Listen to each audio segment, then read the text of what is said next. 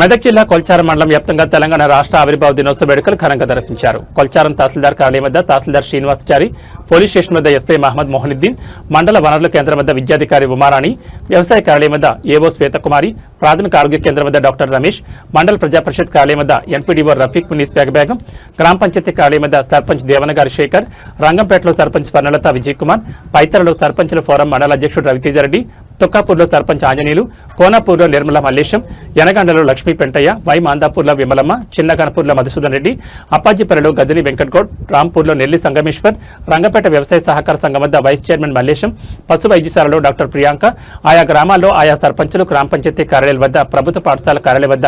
ఆయా అధికారులు జాతీయ జెండాను ఆవిష్కరించారు. ఈ కార్యక్రమంలో నాయకులు, గ్రామ ప్రజలు పాల్గొన్నారు.